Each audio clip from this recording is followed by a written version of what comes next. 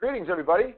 Welcome to the Wednesday, October 14th, 2015 episode of Free Webinar Wednesdays. This is Eric Cook, and I'm with WSI Internet Marketing, where we work with businesses and organizations on helping them better understand and leverage the power of the Internet as a strategic business tool.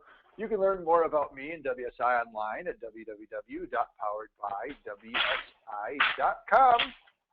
With me this week is my good friend and Free Webinar Wednesday partner from, I'm assuming, sunny North Carolina, Mr. Jeff Simpkins.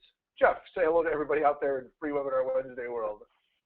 Hello, everybody. This is Jeff Simpkins. I am with Community Bank Consulting, Inc., and you can learn more about me and Community Bank Consulting, Inc. online at www.communitybankconsulting.com. Excellent. So I assume sunny, because it seems like you seem to hold on to the sun a little bit more than, excuse me, I'll apologize in advance. I got a little bit of a cough, so you'll be hearing more of that, I'm sure. But you seem to hold on to the sunshine down there a little bit longer than we do here in Michigan. It's a little cold, a little overcast, and the trees are showing their colors, so fall has arrived. And one of my favorite times of the year. So what's it looking like in your neighborhood? I was just checking the temperature. Let's see. It is 72 degrees. Typical blue sky. The leaves are, I'm looking at the trees and I can tell it's the end of the season, but there's not significant color yet. No demonstrated color. Okay. Well, if anybody would like to chime in and beat 70, you said 72? Yeah. Yeah, so if anyone wants to chime into the chat box and beat 72, I'm sure we've got maybe our Caribbean friends are joining us, or maybe we've got someone from Southern California on that is seeing a little bit more sunshine than we are. But it's not bad. At least the white stuff hasn't arrived yet, so that's a good thing. Or our Canadian friends who always like to point out how much cooler they are than both of us. Yeah. We usually get a little message that says, stop your complaining. Only in stop your complaining, it's usually worded something a little different. Oh, well, it's all right. 81 degrees and sunny in Oklahoma City. So there you go. Nice. There you go. I heard a funny comment on The Voice last night. Blake was bidding for one of the people in a steal, and one of the guys made a joke that said, don't go with Blake because he lives in Oklahoma and they don't have internet in Oklahoma. So, which I know that obviously that is not the case because we have people joining us from Oklahoma. So, but I thought that was pretty funny. So today we've got kind of an ad hoc session. Yep, we got a ha-ha there. Thank you very much. Today's a little bit of an ad hoc session. Last week we were joined by a representative from Facebook, which I thought was a great show. And those of you that commented and sent me messages, thank you so much. It was great to have Shane on the call with us, and we've exchanged a few emails since then, and that's certainly a relationship that I'm looking forward to maintaining. So it's always good to have somebody on the inside over at Big Blue.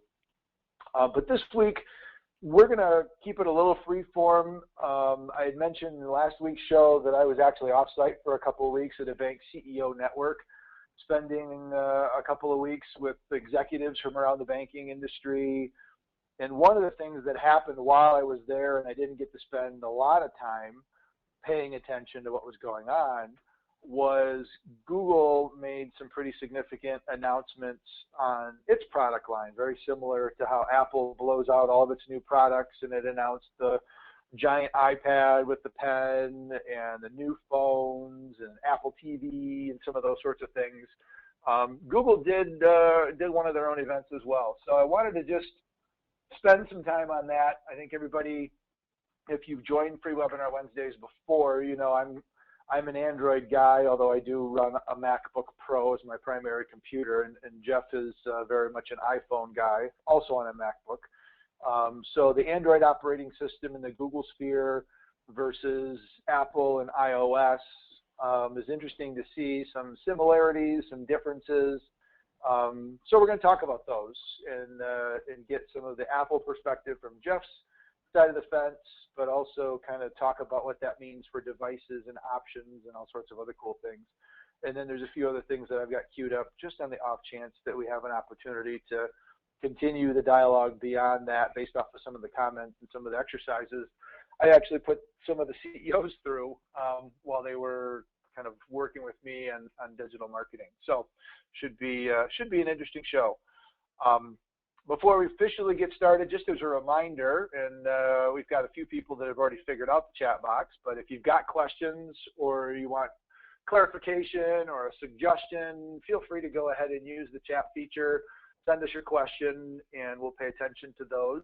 And we very much like to make sure that our audience is paying attention and interested in what we're saying. So feedback is greatly appreciated. And then, of course, today's show and all shows are being recorded and made available over at freewebinarwednesdays.com. I also want to give a shout out. I don't want to mention her name because I don't want to get her in trouble. But Jeff, I think you and I have both run into a situation in the past where recording off of GoToMeeting, particularly using a Mac, sometimes doesn't work that well. And over the last several months, I've had to do a lot of manual manipulation, particularly when we have a guest that has slides that need to synchronize with the audio. And I finally got to the point where I pursued customer service over at Citrix, the creators of GoToMeeting and GoToWebinar. And I found this awesome gal who admitted that this was a problem, said that the engineers are looking at it, said she didn't know exactly why it worked for some Macs and not others because it doesn't appear to be tied to the operating system. But she said that she has a Mac that will convert the files without issue, and said until this is resolved, you can just send those to me directly through a share file account, and I'll download them and compile them and send them back to you completed. And so the last two webinars that we put up under Free Webinar Wednesdays, the one we did with Roger Filmer on Bitcoin, and then the one last week from Shane Coker on Facebook, those were lovingly compiled by the folks over at Citrix, this one gal in customer service. And oftentimes we may give Citrix maybe not their due share, and I think from a company perspective, they still have a lot of things they need to fix because this should just work. But it was very nice to meet somebody there that's actually taking care of it and doing the right thing. And I said, I hope you don't mind, but I'm going to keep your email and this link, and I'm going to use it every Wednesday. So expect files from me. And she said, not a problem. You just send those to me, and we'll just do this until everything works the way that it should.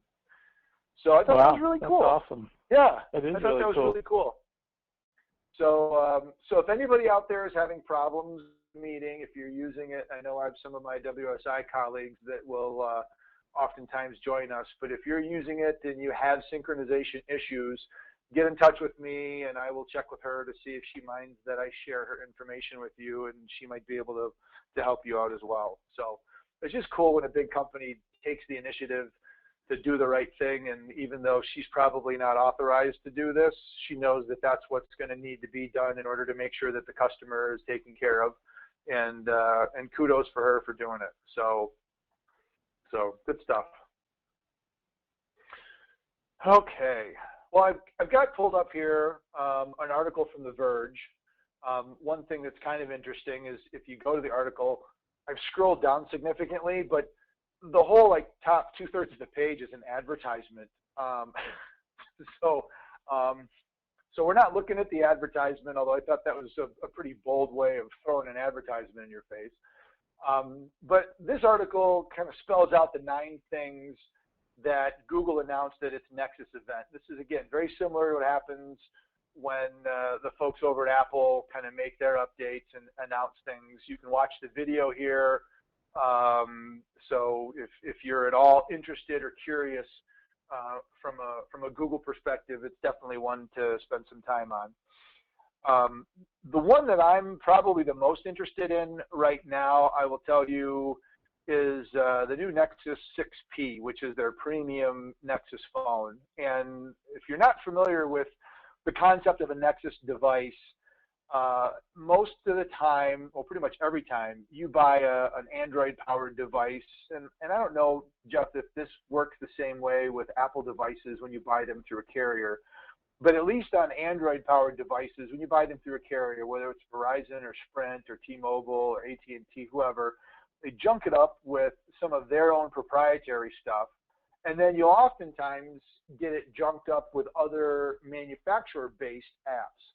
So Samsung will have its own camera app and its own gallery app and its own, excuse me, messaging app, Motorola, LG, all those. And so several years ago, Google came out with a concept of the Nexus, which is a pure Android installation. They've announced their new Marshmallow operating system, which in addition to having Google Now on tap and more intelligent recommendations based off of what you're doing, and it learns your activity. It also has a new battery saving mode where it recognizes when the phone's not being used, which is purported to save at least 30% battery life. And I know I bought the Droid Turbo when it came out because that was the phone that had the absolute largest battery on the market at that point in time, and I still am not able to get past probably 6 o'clock at night, because when I use a phone, I don't know about you, Jeff, but I want to use a phone. I want to have services turned on. I want to be able to communicate with it. I don't want to have to skinny it down and run it in minimal mode to get that battery life, because that kind of defeats the purpose of using the phone.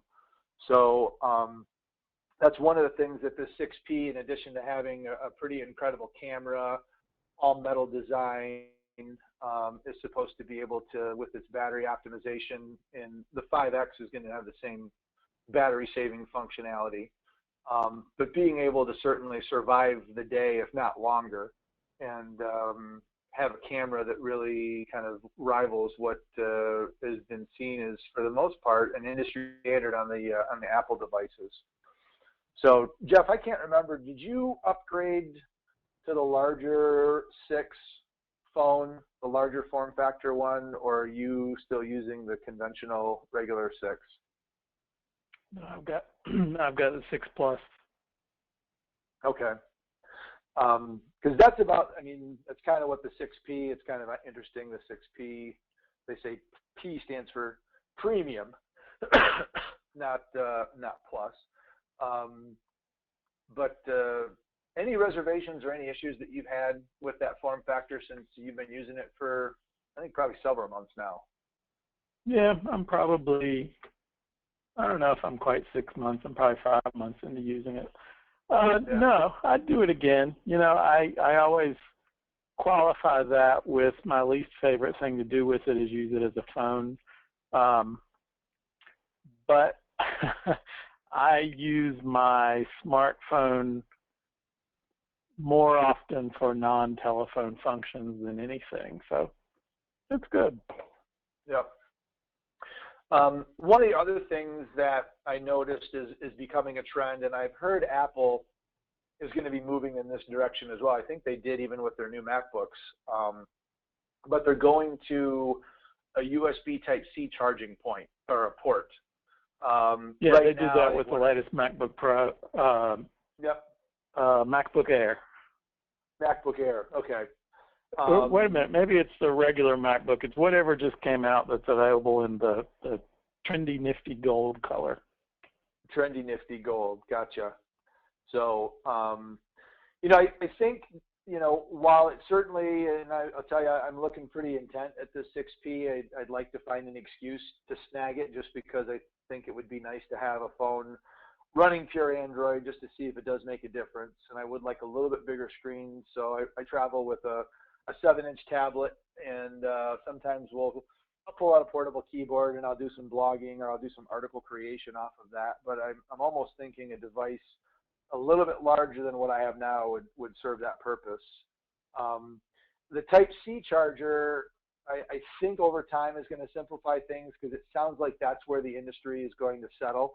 You know, every laptop that's out there has got a different circle pin connector that plugs in for power, and if you lose your connector, you've got to buy one from Best Buy or Staples, and it comes with 7 or 8 different adapters. Apple had cost $600. Yeah, exactly. Apple's gone through 2 different types of magnetic connectors. I'm still using an old style, but I know the most recent mag connectors are a different, so you had to get an adapter for that. And now they're going to Type-C. And if Type-C is one that they're going to standardize on, I think that's probably going to be a good thing, because you're going to see that adapted on phones like what you're seeing here. The nice part about the Type-C is if you're using an Android device or any device that's got the micro USB charger, you've got to know which side is up, because it has a flat side and a rounded side. And if you try plugging it in the wrong way, it either won't go or you'll jam it in and you'll ruin the connection. So I think there's still going to be lots of devices that are going to require that microcharger. You look at things like Bluetooth headsets and portable speakers and other sorts of just smaller form factor devices. I can't imagine a Type-C port working on some of those smaller devices, but I think you're going to see more of the Type-C ports. So you're going to have to carry at least 2 different versions of cables. And of course, if you're using an iPhone or an iPad, that creates a whole other cable requirement. So I guess long story short, be ready for cable management challenges over the next couple of years as different devices come out with different power. Hopefully we'll settle on 1 or 2 standards and maybe some adapters that'll work for each of those. I do have to admit, and I pulled up the Apple website, it's the MacBook that's using the charging port, the USB-C port that you're talking about. I am a little disappointed that Apple moved away from the mag chargers, because I have had a number of instances over the years where I've kicked the cord and the mag charger saves the device from potential damage. Yeah. Yep. I would agree on that too. And I don't know if I can't imagine it's not efficient. I can't imagine, I know they're trying to save space. If you combine power and data into one port, does that, are there more capabilities there? I don't know, but I agree with you. I've been clumsy on my laptop at least more than once, and like you said, being able to have that little puppy just kind of pop right off and not yank your computer off of your desktop onto the floor, which my wife is running a Lenovo PC laptop, and unfortunately that has happened before, where one of us trips on the cord as we're working on the coffee table, or a dog walks by and snags it with their tail, or whatever the case is. Yeah, so I'll be sad to see the mag connector go, but sign of the times, I suppose. But I've spent a lot of time reviewing and it's pronounced Huawei Nexus 6P and its capabilities, and I've been very impressed. Specification-wise, it rivals the 6 Plus in a lot of areas. It's got a very powerful camera and a lot of really cool things. The other thing both of these devices are starting to introduce now, and we talked a lot about this at the Bank Tech, or the Bank CEO Symposium, fingerprint readers and Apple's version of Android Pay, and being able to not only authenticate against your phone with your finger to get you in it, but then from a payment perspective. And we've talked in the past shows about tokenizing the payment process and how that's a more secure method of transferring money between you and a merchant, and the token is retained, but it's worthless because it's one-time use and it expires, and your ability to go ahead and use your fingerprint to unlock the device as well as authorize the payment.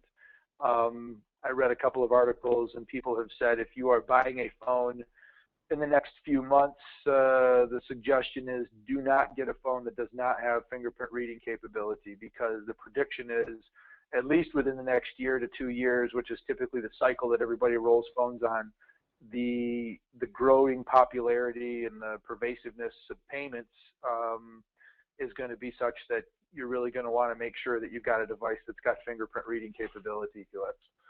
So, Jeff, I know we talked about Apple Pay before. I'm curious, are you using that on a regular basis? We had a handful of bankers that said they were using it and said they loved it, but most community banks still don't have their debit card or their credit card programs authorized as Apple Pay or even Android Pay merchant accounts. So what's been your experience? I can use it for my large financial institution cards.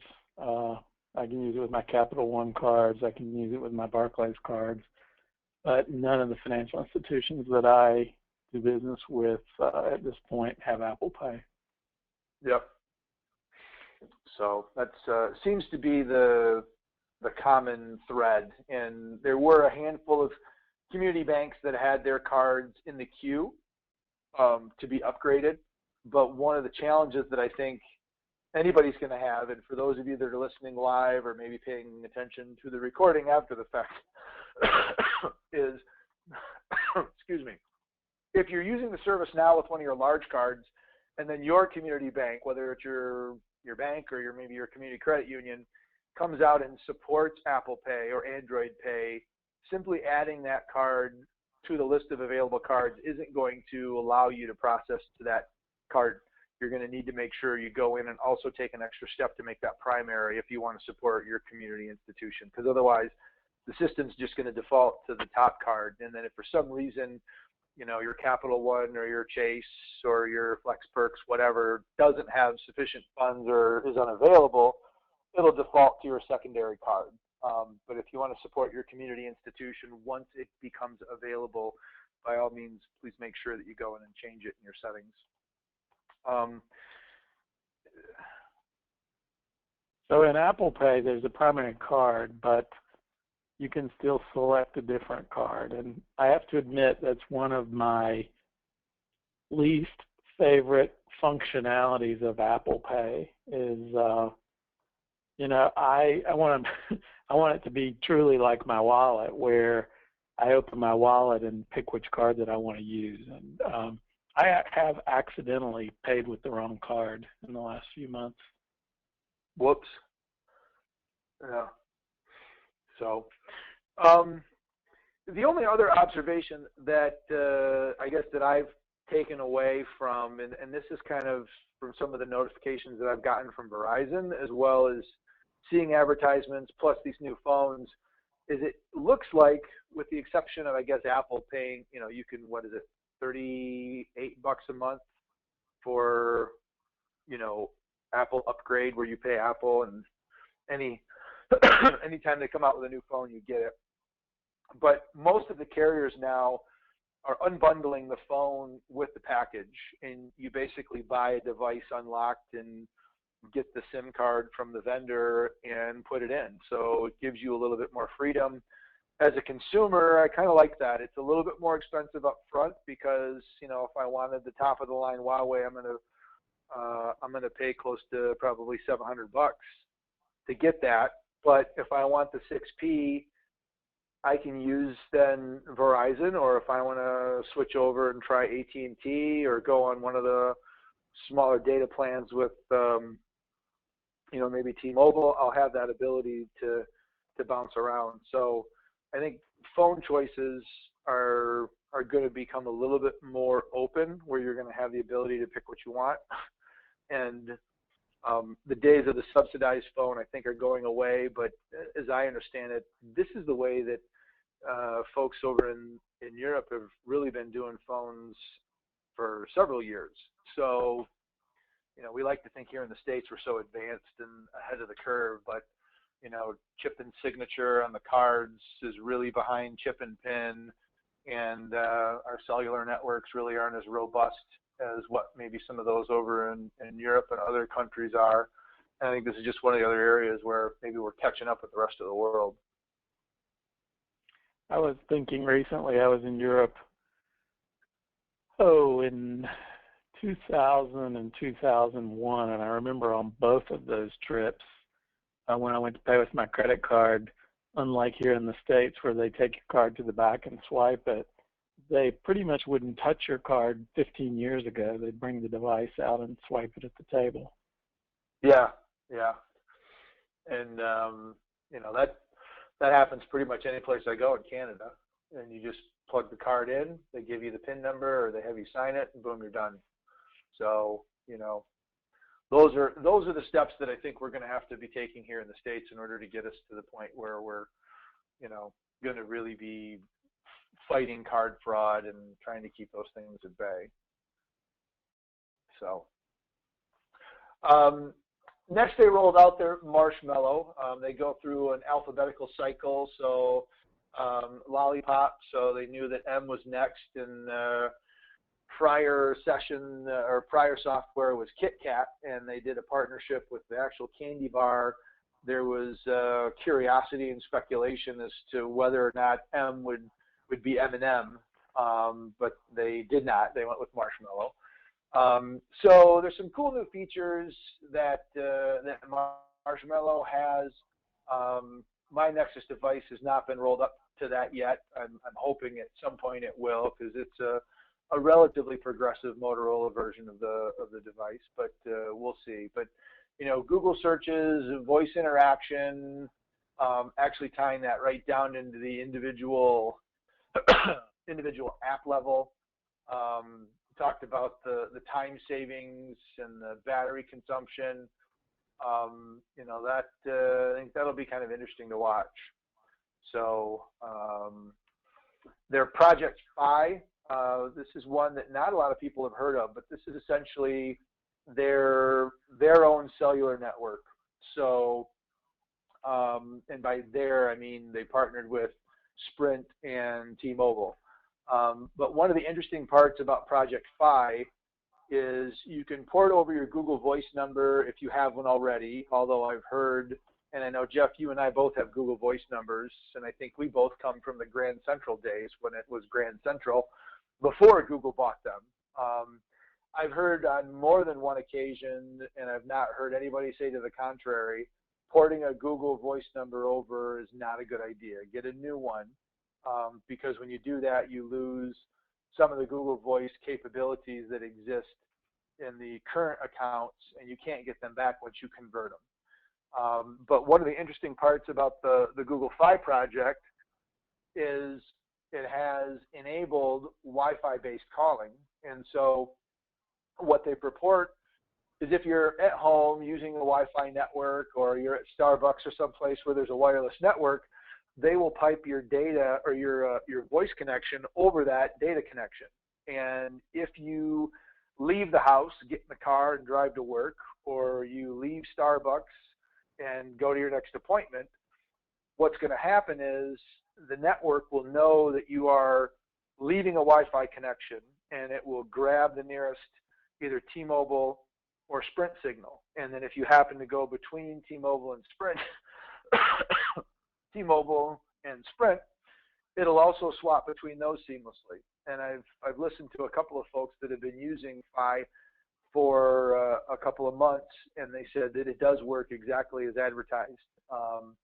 They're on their network at home, they get in the car, they're continuing to talk, the person on the other end doesn't even know that there's a handoff made.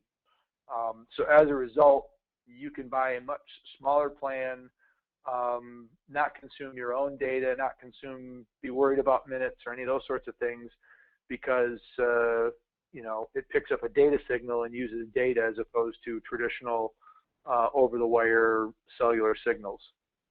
So I don't know if you've ever heard of Project Fi before, Jeff, or if that's kind of more of an Android geeky topic, but certainly something that is intriguing. Unfortunately, Sprint and T-Mobile, neither one of them has got very good reception at our house, so I don't think that would be an option for me. But I don't know. You heard of that before? Not that version and branding of it specifically. My Ring Central business.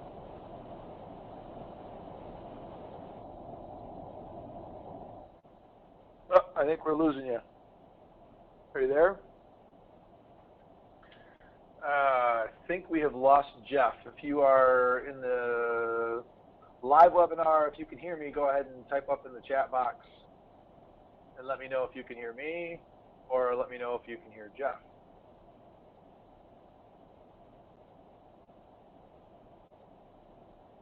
All right. So looks like you can hear Eric, but we cannot hear Jeff. So let me go ahead. I'll send Mr. Simpkins a little chat message here. Lost your audio. All right.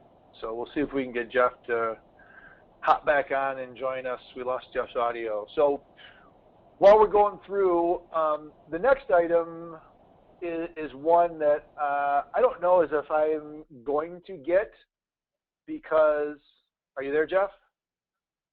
I am here. There we go. Yeah, you, it almost sounds data connection-y, and you went into a purple haze for a minute, so we couldn't hear it.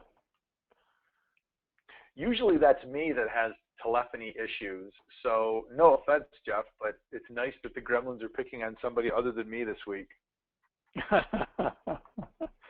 I think probably I just sent a big file or a couple big files up to the cloud, and it stole my bandwidth. There you go. So, well, we were talking about the Chromecast next, and the Chromecast device is a cool little. Basically, it turns your television into a projector. If you want to think of it from a very basic sense. Whatever you have on your device, you download a little Chromecast app, and a lot of programs, and with a new Chromecast version, even more are now available. But with the Chromecast app, if you're watching Netflix, or you go into your photos, or you've got, a document or something that you've got that you want to share, you can put your Chromecast into the USB port on the television or a monitor, and it gets connected to the same Wi-Fi network as your mobile device, and it essentially gives you the ability to push whatever it is that you're watching directly to that device. We have used this on a number of occasions. When we travel, we'll go to maybe a hotel, and instead of renting the movie that is available for purchase through the hotel system, we can take the Chromecast and plug it into the television and stream movies directly off of Netflix and watch our own Netflix account. Of course, you can do that directly on your mobile device, or you can do that on your laptop, but with Chromecast, you can then get that to actually be there on the actual television.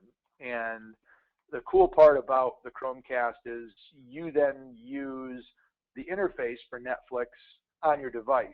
I've also got a Roku, which is a great little device, and I really like it.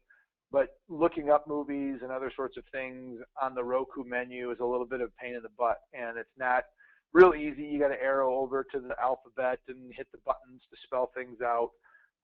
If you're using your phone or your tablet, it just gives you a much more intuitive interface. And the other thing that I like about the Chromecast 2 is while the hardware has been redesigned to give you a little bit easier way of accessing these HDMI ports that are on the back of all these televisions, the problem that you run into is, it's not a real flexible, easy way of getting into the device. And so the new devices have got a little bit of a bend to them, a little bit easier to access. So, Jeff, you typed in to say that you couldn't hear me, but let's just do a quick double check. Maybe the gremlins are back. So I know we've got somebody that's listening and paying attentive.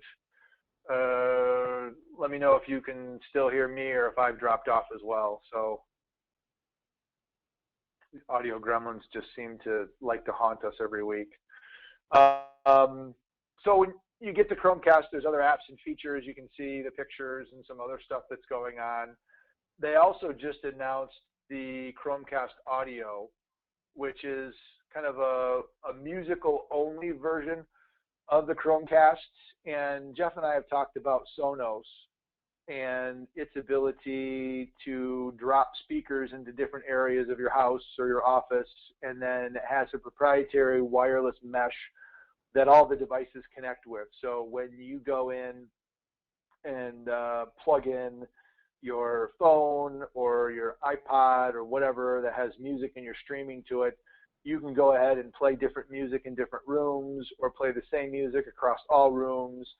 And it's wireless mesh, takes care of any latency related issues and other sorts of connectivity stuff. The Chromecast audio does something very similar to that, and does it for an inexpensive, nowhere near the cost of a Sonos. You can see for 35 bucks, and gives you the ability to connect those directly to speakers as well. So if you're looking for an option to kind of soundify, if that's even a word, I'll invent it, soundify your home, this may be something to take a peek at. Have you the next tried couple out of things. that service? I have not.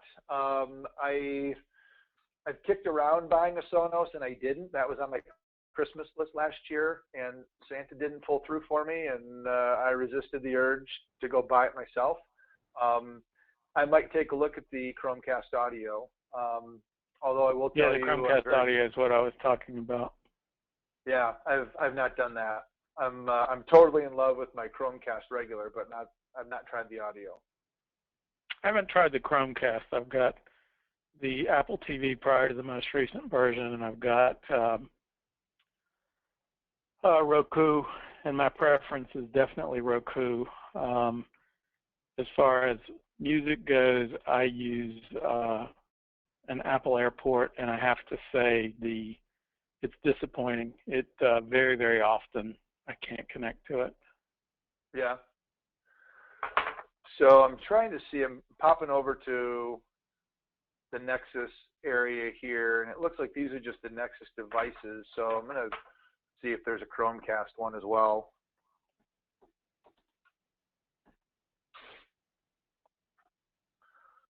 Let's pop over to the Chromecast area. One of the other things that was commented on was the Chromecast audio. See, here's the regular Chromecast, and you can see that it did ship, the version 1 shipped with a little dongle that you could use, but this gives you the ability to have much more of a flexible, people joked about the fact that it's stuck behind a television, so why would you really care what color it is? But apparently that seems to matter. The other thing is, let's see if we can get the Chromecast audio somewhere on here. There's the audio. They made the comment that the audio has got grooves on it, just like a little record. I thought that was kind of cool. But this basically just plugs into your audio jack and turns any speaker directly in, so you can see you've got a power cord to give it some juice, but then you've got the jack that plugs in here. It grabs a network connection, so now you can go out and get some very, I don't want to say inexpensive speakers, but you certainly don't have to spend $300-400 for a speaker like a Sonos, because the intelligence of the wireless connectivity is not built into the speaker itself. It's built into the little Chromecast device. And so that device is what basically takes your signal from your music and streams it out and sticks it through your speakers. So, you know, this can be just a simple set of desktop speakers that come with your computer. You know, you can buy these pretty inexpensively, but kind of an interesting way to do your own version of Sonos without necessarily having to spend. If you did 3 or 4 rooms with a nice big subwoofer, I mean, you could easily spend probably, well, I don't know, maybe $800-900. So,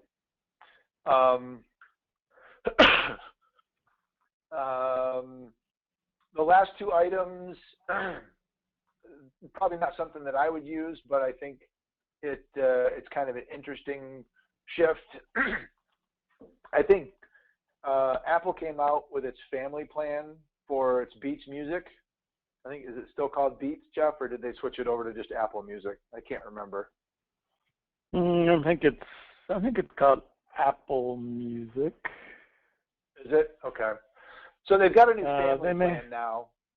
They may have Beats in the name somehow, but yeah.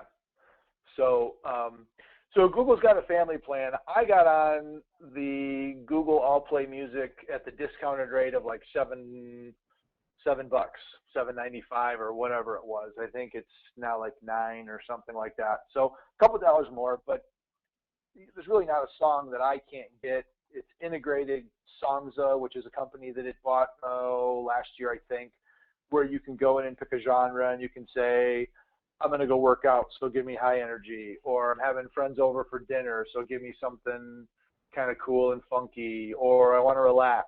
And it'll go out and it'll find music and bring that in, and that was really kind of the technology that Songza had. But the downside is it was restricted to just one Google account. So if you wanted to make that player available, you'd have to give your full Google account access, and most people aren't comfortable doing that. So now they've got a family plan where for less than $15 a month, you can get a family plan, and it allows multiple people to go in and have access to music, and they can play songs. I've got pretty much every CD was originally in iTunes on a computer that's since been put in a bag and filed off as a someday I'll get back to it. But they made a really easy way of getting all of your music out of iTunes into Google. And so now I don't know where my CDs are, but all of my music is in Google, plus I've got everything else that I could want, and I can add those to my library. I can save them locally. So it's a great way to stay engaged with music. And if you've got multiple people in the household, it's a cool and economical way of doing it. Do you use the All Play Music function within Apple? I know you've got a boatload of music just yourself that you've uploaded into iTunes and store on the cloud, but do you pay a subscription to get access to other music that you don't currently own? I do, yeah, because I like kind of an eclectic mix of music. One of the things that I've been disappointed with the Apple Music or Beats on Apple Music with, one of my favorite features that the Apple Music had when it was just using your own library was the ability to create a Genius play. When I'm playing something out of the library that I don't own, the rented library, we'll say, there's not the ability to create a Genius play from a song or an artist. I hope they figure out a way to bring that back eventually. Yeah. So it basically listens to an artist and brings in other stuff that's similar in style. Yeah, it's style matching. Okay. Yep. That does exist. I know that because I have a Rob Zombie mix where I pulled up one of my favorite Rob Zombie songs and said, go find me a playlist. And it's always interesting to see what Google comes back with. It says, hey, this is like Rob Zombie. I think there's a Johnny Cash song mixed up in there somewhere. So there's something that Rob Zombie did that sounds similar to what Johnny Cash did. Although if you listen to the two of them, I think you'll get some pretty vast differences. So, and then the last thing that they announced, which I think is kind of cool, and I've heard people talk about this a couple of different ways, but is what they refer to as the Pixel C. And again, if you're not much of a Google person, you probably don't realize this, but Google also makes an operating system called Chrome. And it's loaded on what's referred to as Chromebooks. And they're, I think, the leading device in schools because the device itself is designed to really be a web-based laptop, if you will. You can store some things locally, but the big thing is controllability, security. There's certain things that you just can't load on a Chromebook. I've heard people say, although I think now that you can get Skype through the web, you can do Skype, but for a long time you couldn't do Skype on a Chromebook. But the Chrome operating system is its kind of laptop version, and it's still touchscreen, but it's not Android. And it's like Apple has the iOS, which is its mobile operating system, but it also has, its regular OS. And I can't remember what it's not Yosemite, what's the most recent incarnation of the Mac OS, but it's its desktop /laptop version. one of the things that people were surprised about is even though this device was called the Pixel C, it runs the Android operating system. So it's going to operate exactly like your Android phone does. It's not going to operate like a Chromebook or a Chrome OS. So in certain aspects, I've heard that being a positive, and in others I've heard that being a negative, because not a lot of the apps are really optimized and built for a larger form factor. It does have a detachable keyboard. I've heard it's very slick. It's supposed to have a tremendously long battery life. You can see that it's running the Marshmallow operating system. I'm intrigued by this only because instead of taking a portable keyboard and my phone, would this be something that I could, create content on, or would this maybe be an easy way for me to watch a movie or something like that while I'm on a plane or in cramped quarters, and it would still run the exact same operating system as my phone. So I don't know, but I had heard Google intentionally launch this using just regular stock Android Marshmallow, with the intent of challenging developers out there to say, yeah, you're right, but now it's up to you. We've got a larger form factor. Apple came out with a larger tablet that you could get a keyboard with, and it's got a pen, so you could use it almost as a laptop, but that's still using its mobile operating system. It's not using the laptop. And as much as I think consumers would like to see those blended together, I'd love to see an iPad that runs regular Mac operating software and make the Mac operating software touch sensitive, kind of like what Microsoft has done with Office, or not with Office, but with Windows 10.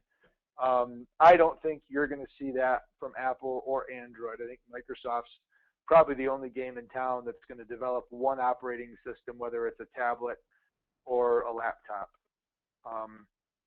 But something kind of interesting to take a peek at, and I know a lot of people will buy iPads for parents because it's easier to use than a regular computer. This could very well be another version of that, and include a keyboard and kind of be an all-in-one device and still get it for less than $500. So should be kind of an interesting device to see how well it does or does not get adapted. So anyway, those are, I guess, some of the things that I just wanted, putting on, again, my little my Google fanboy hat. Make sure people realize Google's still doing some cool stuff. Probably nowhere near the marketing pizzazz or fanfare as what the folks at Apple have done. They are just so good at that. There's really no competing against Apple in that area. But Google continues to push on and make some really cool stuff. So it's kind of cool to see.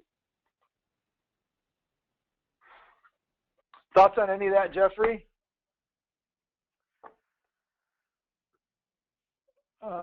Yeah, there's cool stuff there. I might have to try out the music streaming device that you showed. Yeah, I think for $35, and I guess that's where I've not done enough research to know if that's really a cross-functional device, if it's going to work just as easily on an iPhone as it does on an Android, or if you really need to have an Android OS. My suspicion is it's probably going to work on either device, but this would, $35 is probably a pretty easy Christmas present within the price range for most of us. So it should be kind of cool to watch and see how that evolves. I mentioned a little bit earlier, Sonos. One of the other devices that we had talked about in a prior show when we had Greg McPherson join us was this Amazon Echo.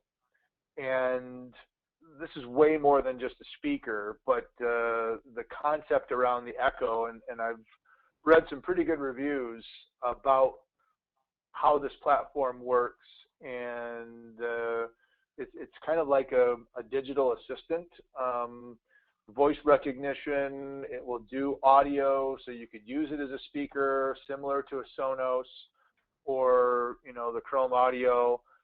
But you can, and I think her name is Alexa, but you can ask it questions. What's the weather going to be like today? What's my schedule look like? How many ounces are there in a pound? And you've got that that always listening, always interacting, internet connected intelligence behind it. So I don't know, Jeff. We talked about this with Greg. He seemed to be totally in love with this, and I think was going to buy one. I don't know. Did you by chance make a move on this? I know we're both Prime members as well, but I wondered, did you pick one of these up? I have not. The thing, you know, it's interesting. If you read the reviews, it's one of those love-hate devices. People either love it or they don't.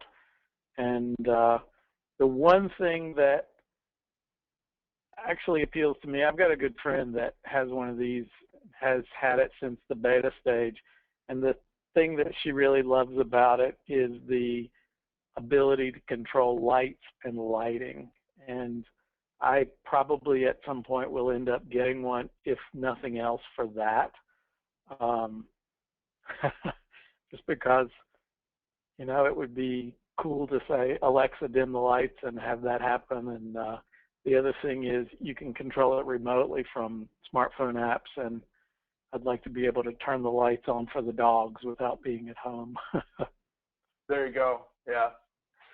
Yeah. I don't know. This has got a pretty good chance of maybe being my next significant technology purchase. I'd like to say the 6P is right there, but this has got some pretty cool stuff associated with it. The other thing that I've heard, and this goes back to the Chromecast, is the hardware itself is basically serving as just a vessel, and everything that the device does is enhanced by software.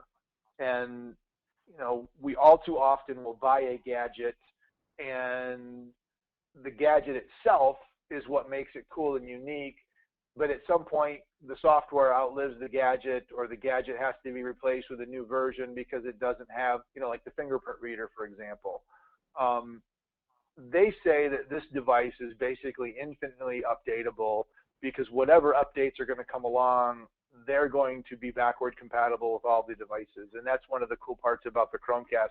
Even though I've got the dongle that I have to get out when I want to connect it to an HDMI port on the back of a TV that's hard to get to, that Chromecast still works and pulls information just like the Chromecast 2.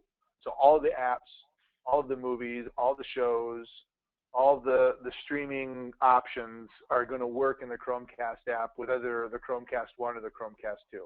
Not to say that the Chromecast 2 maybe doesn't have a better Wi-Fi antenna in it or higher reception, but it's still going to work with any of the software that comes along. So so I've heard this has got a little bit more future-proof capability to it just by its very nature, which is kind of cool to see.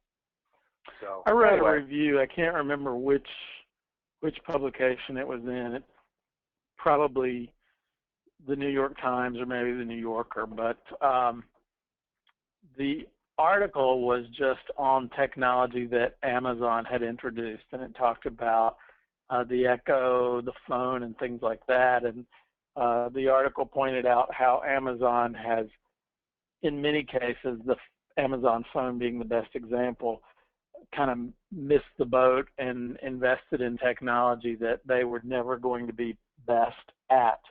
But the point of the article also was, with the Echo, this is really, they are the leader of the pack in bringing it to the masses. When Greg's been on, we've talked a number of times about how many people think of Apple as innovative, and in reality, they're really a follower who just has a really outstanding marketing machine behind it. I think that's kind of the case with the Amazon Echo, is they're pulling together technology that other people have probably brought to market in various parts, and they've done a good job of bringing a device that ties it all together. Yep. Speaking of the Amazon phone, which, yeah, kind of went over like a lead balloon. I've been hearing a lot of buzz about the Fire tablet and the price point. You've got an Android-based tablet with apps. You can do Facebook, and you can get on Netflix, and you can check email, and you can do all your social media for $50. And the fact that they're sending these, or they're selling these in 6-packs, really is pretty amazing. It's almost a disposable. I know a lot of books that cost more than $50, and here you're getting an actual internet-connected device with reading capability. Granted, it's probably not the super most awesomest tablet out there, but for $50, to be able to go ahead and I think they've reshipped it and said, you know what, if we can give people an easy way to get access to our content, you will have a higher likelihood of being a Prime member and shopping if we make it easy for you to do it on a tablet. You'll probably have a higher likelihood of buying books on Kindle if we, figure out for $50 how we can get you a tablet. And playing games and social media, anybody that has children or you just want to try it out, I've made a lot more expensive mistakes than $50 in the past. And when I heard they were selling them in packs of 6, that's how you buy, stacks of notebook paper and, legal pads. That's pretty funny. Yeah. So kind of cool. So there are some really interesting things going on over at Amazon. And when we talked about the control of the payment process, certainly we chatted about Apple, we chatted about Android, a little bit about Facebook, but one of the bankers kind of questioned whether or not Amazon maybe was a sleeper in all this because of the massive amounts of big data it has about its customers and what you purchase and how often you visit and what you're reading, and if you tie in these devices and other sorts of services, there may be some interesting things that Amazon's got up its sleeve for next year.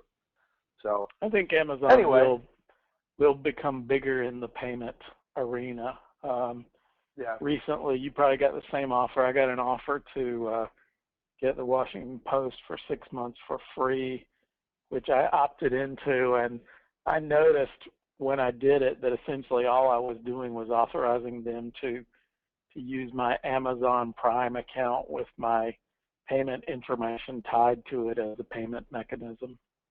Yep. So, yeah. Interesting stuff.